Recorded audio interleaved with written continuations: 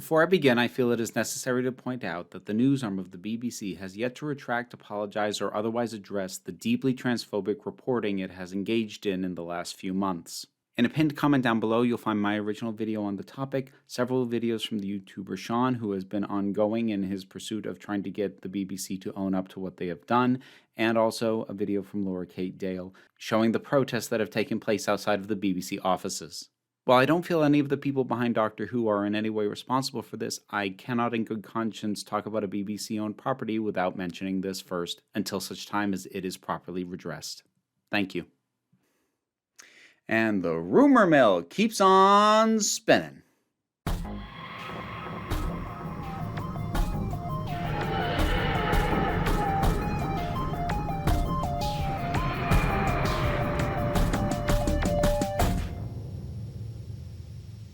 Hey folks, so I bounced what I was originally going to plan and have out on Saturday. Don't worry, it'll still happen, it'll just be later.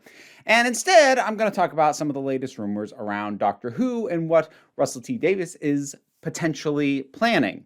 Now, interestingly, the part I was most dubious about with this has pretty much already been debunked. I'll address it quickly anyways. But there's another part that people weren't focusing nearly as much on because it wasn't the part that everybody always speculates about. And that, I think, is actually much more worth examining and drilling in on. So what we're talking about here is a piece originally published by the British paper The Mirror. Paper might be generous. I think tabloid is how it's usually referred to. Now, The Mirror has, let's go with a mixed history when it comes to predicting things in relation to Doctor Who specifically. They have gotten some things right even in recent years, which is part of why I avoid these things, because stuff that these things published were spoilers, it turned out, in some cases. But this time, they put out a piece where the big headline and the main thing that everyone focused on was the idea that actor Hugh Grant was going to be the Doctor, following on from Jodie Whittaker. And then there was some other stuff in there, and that's what I'm going to spend more time on. But let's deal with the Hugh Grant thing real quick. First of all, most of this is moot right now because Hugh Grant himself put out a tweet responding to it. Nothing against Dr. W, but I'm not. No idea where that story came from. So that feels like should kind of be the end of it. But I still want to address a couple things about it. First is the general idea. Honestly, I think he might potentially have been a decent Doctor. It is known that he was actually offered the part before Christopher Eccleston was, back when the show was first revived, and he has in the past expressed regret about that, which might have been part of what fueled the speculation. Another potential thing that might have fueled the speculation, it's not impossible for him to be in talks to appear in the show, just not as the Doctor. There have been some very big-name people, including some for whom there was speculation, or at least a fan desire in some cases, that maybe that would be the Doctor. I'm talking about people like Bill Nighy appearing during Matt Smith's run. So it's not out of the realm of possibility that he could appear, much like his fellow Curse of the Fatal Death alum Richard E. Grant ultimately did appear several times, in his case as a villain. So I wouldn't be super shocked if we do see that Hugh Grant does appear somewhere in Doctor Who, maybe as a one-off, maybe as something more meaningful, but I wouldn't be surprised if he is actually going to appear, and that's part of where the wires got crossed with the Mirror's reporting. It's also possible it's completely nonsense, but do note that Grant's denial really only says he's not the Doctor. Doesn't say he's not involved anywhere. And as far as the general idea of him playing the part, I mean, the main reason I was skeptical mostly had to do with his age. He's currently 61, which is 2 years older than Peter Capaldi was when he finished playing Doctor Who. So I think that the burden of filming on this thing, asking that of someone that age, it probably would have been a lot. Not that he would have been incapable of doing it, but I think it would have lent itself to, amongst other things, probably only a single series. And I think starting to get big names for the Doctor for only short runs is probably not a good thing for the long-term health of the show. People willing to commit to more series is going to be a good thing, and while his age doesn't necessarily preclude that, it makes it less likely. Now, he has been doing more TV over the years, but it's been like limited run series, like 3-episode miniseries and things like that. There's a real big workload difference between that and taking on Doctor Who. So those are the main reasons I was skeptical about it. While I think he actually probably could play the part very well, he's become a very interesting performer. The other thing is that, well, first of all, I personally am still pulling for Jo Martin, assuming that it's logistically possible, A, and B, she actually wants to continue on with the part. It's possible she doesn't want to, in which case I'm not in a position to insist that she do it, but that's what I would like. But failing that, I am just, in the meta context, I am not thrilled at the idea of the next Doctor being a pasty white dude. Like, I just think that it's going to, unfortunately, lend itself to the perception in certain fan circles that Jodie Whittaker was a mistake, that when they deviated from white male template, that, well, things went wrong and we go right back to it. If they are not going to bring in Jo Martin, I'm not even going to say it has to be another woman. I would kind of prefer it to be, but it doesn't have to be, but at the very least, just not another white man, because I honestly do fear that if we go right back to that, it will actually make it harder, at least within fan communities, to get fans to accept even someone who isn't white playing the part. And I know that sounds counterintuitive, but it will be framed, again, by certain aspects of fandom. Not that we should be making every move to be aware of these kinds of fans, but like, this would be a thing that happened. They would insist, well, any deviation from white male was the problem. In this case, it was a woman, but they shouldn't have deviated at all. And it becomes ammunition for that argument, which I don't love, but that is more of a meta issue than an actual problem with Grant. But let's deal with the other thing that was in that article, the thing that I think carries a lot more weight, and that I also actually might even have more concerns about. So the other thing that was in that article was the talk of Davies wanting to put together something like a Marvel Cinematic Universe equivalent for Doctor Who. This factors off a couple of things that make this more than I think just a rumor. It's at least pretty plausible. Number one, it's worth noting that nearly every spinoff that happened for the previous time with Doctor Who, Davies signed off on, or if not, was involved directly. So for Torchwood, Sarah Jane Adventures. But then after he left, there seemed to be way less appetite for spinoffs at all. Like they tried with Class, that got one series, and then that was it. We haven't had a spinoff since. Now, in my personal opinion, the quality of these spinoffs varies wildly. So that's kind of its own thing, but that's more of an issue with the product, not necessarily an issue with the core idea. But there has already been talk amongst fans about maybe he'll bring back spinoffs, something which is a conversation I haven't really indulged because it didn't seem all that likely to me.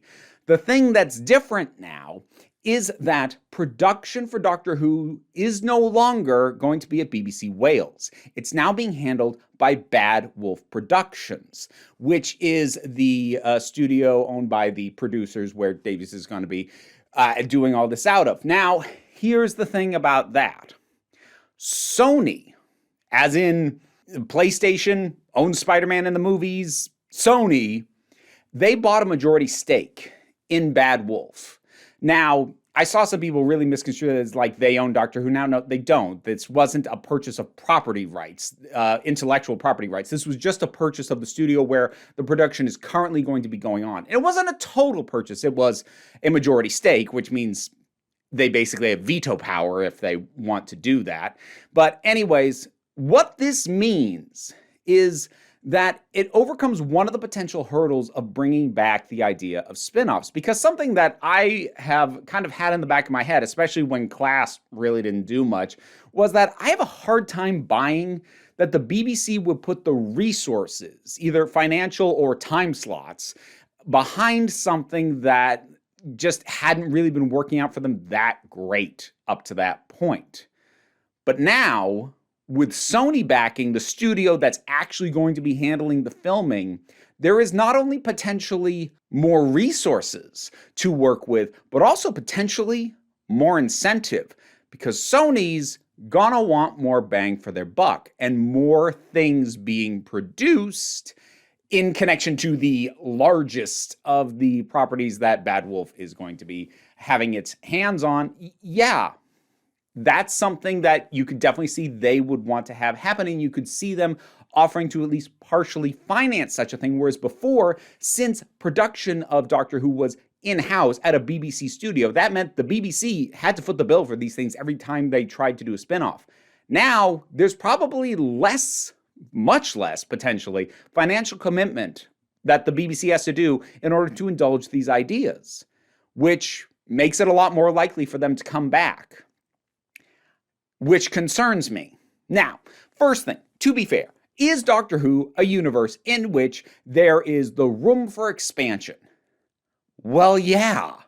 You can look at Big Finish's catalog for the mountain of material, some of which is very good and does not involve the Doctors at all. There are companion stories, stories about units, stories about characters who only appeared in the show once, like Jago and Lightfoot. They run the gamut, and they've really explored a lot of corners of this thing, and it definitely shows that there is the potential for stories to be told with all kinds of corners of Doctor Who. So I'm certainly not going to make the argument that the story or the world that Doctor Who has set in doesn't support additional material, because that would be very silly of me to argue. I am personally, however, of the opinion that that kind of material is best explored in more optional media like comic books, novels, or the audio dramas. Bringing it in the form of more spin-off shows is something that I personally have slightly less of an appetite for. Now, I may very well be alone in that. So I'm not going to make an argument that it's objectively bad, but okay, so there's a couple of things here.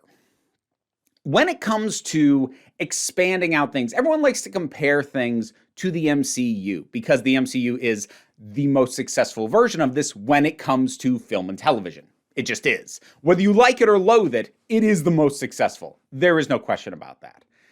However, I actually don't think that works as a comparison for Doctor Who. I think a more valid point of comparison would probably be Star Wars. And here's what I mean by that. Star Wars, for all the expanded material that has ever been done about all kinds of corners, from video games to novels to comics to all sorts of stuff, the main core of Star Wars has been the Skywalker story. That's why that's been what the movies are, with the, right now, only exceptions being Solo and Rogue One.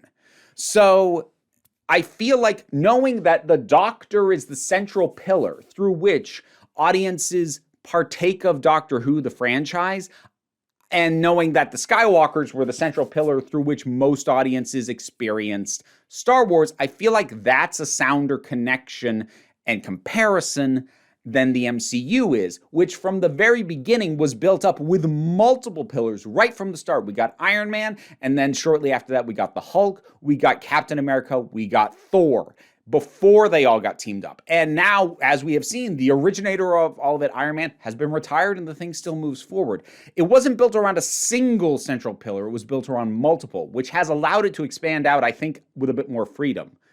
Doctor Who is built centrally around the Doctor.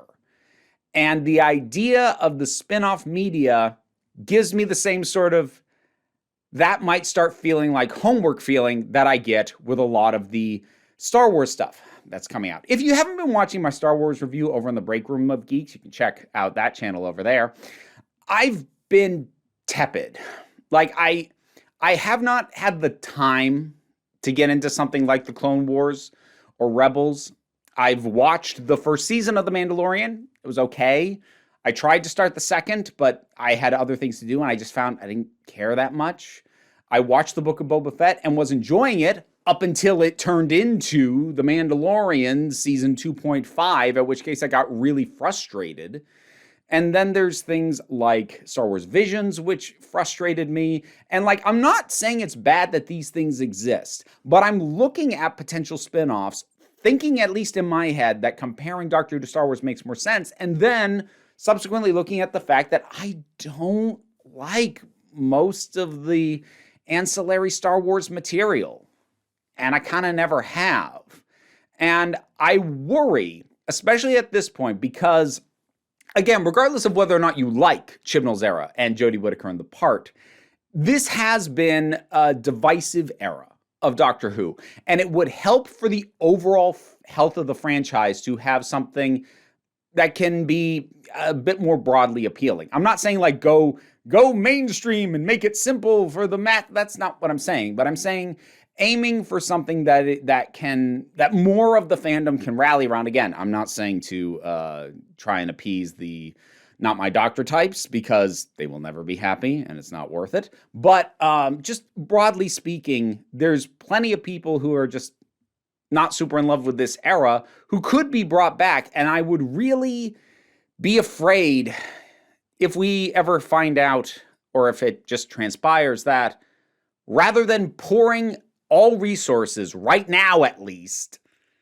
into the core show of Doctor Who, making that as good as it can possibly be, focusing everybody's attention there, if that is getting diverted to start planning spin-offs already, even if you're not putting logistical resources towards it, like production or whatever, but you're even just spending time planning it, or you're building your new era of Doctor Who around the idea of creating spin-offs, if that is true, that to me indicates a shift in priorities and a lack of focus.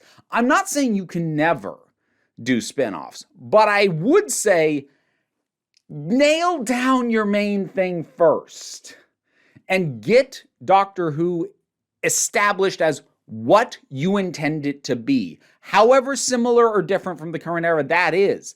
But make sure that you have established here's what Doctor Who is now, and at least get a sense and a gauge of how people are taking it before you start planning on new media to attach to it. And again, this is not a definite. This is, again, part of the reporting where at least half of it, the Hugh Grant half, has been more or less debunked. So that does throw into question the rest of the reporting. But as I said, I can't see a scenario where there was information related to Hugh Grant, just wasn't as they reported it. And logically, this general idea makes sense. And it makes enough sense that it is feasible, possible, and this is a production team and a creative heads who would want to do it because they've done it before.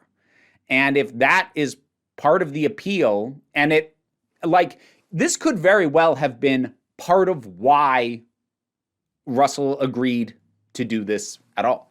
This could honestly be part of why RTD agreed to come back at all. He may have been given enough creative control, which is already kind of indicated by the fact that it's now happening at a studio run by his longtime partners, his longtime creative partners, rather than at a BBC studio directly. That already indicates that the BBC is handing over a lot of control.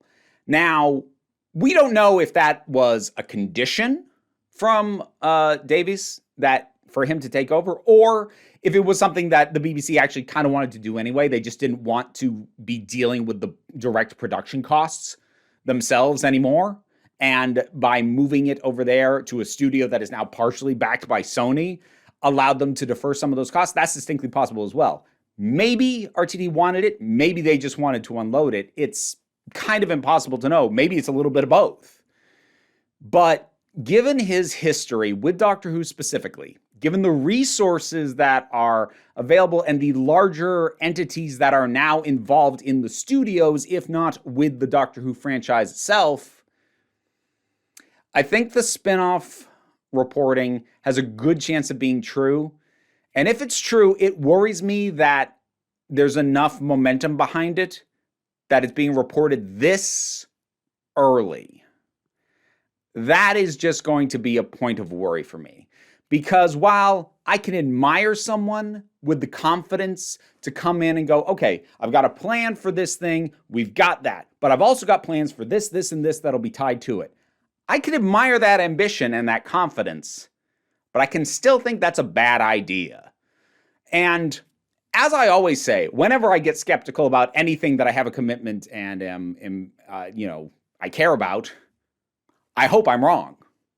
I mean, I hope I'm wrong in the sense that they're not actually planning on doing spin-offs or at least not even brainstorming right at this point. But if I'm wrong and they are doing that, I hope my fears are wrong. If they do this, I hope it's amazing. I hope they blow me away. Hope I eat these words. But I needed to spend some time talking about that and, just address the Hugh Grant thing kind of offhandedly. Because, yeah, it's been a bit that's been going on. So that's, I think, all I've got to say about this. I'm nervous. And I'm trying to remind myself of the excitement of RTD coming back because I want to see what he's going to do different. I've said that before. He's a different creator. He has different leanings, different inclinations. He's matured in a lot of ways. And I want to see what that brings to Doctor Who. Which is just one more reason for me to get kind of nervous at the idea that it's jumping right into handling Doctor Who the way he did last time. Because he did spin-offs last time. Let's plan spin-offs. Show me what's new before going back to stuff you've already done. Which is not to say that like it would directly bring back Torchwood or something. I think there's rights tied up with that at this point. But just broadly, focus in. Give me Doctor Who right now. Show me you've got this. And then I can get excited about the possibility of spinoffs. Maybe, potentially. I'll probably still be skeptical about that realistically because I'm me. But what are your thoughts about all this? Whatever they are, drop something down in the comments. Let's talk about it. Like, share, subscribe. They all help me out. Patreon is what really helps me out. Pays the bills, enables me to do this as my job. But even if you're not able to do that, it's okay. What I really want you to remember is that you are beautiful, you are valid, and you are loved. You are the council. I'm just running the meetings. And until next time, this council is adjourned. It's the end credits. Means I got to shout out some patrons. This month, it is Turok, Oliver B., Linda Walters, TT, Robin Powell, Fernobulax, The Poodle, Eidolon, Tracy Scrabbit, Dharma Michael Doyle, Vincent Paul Bartolucci, Angry Casperl, Adam Lefty Taylor, Robin Moore, Shayla Gourlay, and Bookworm. Thanks so much for your support.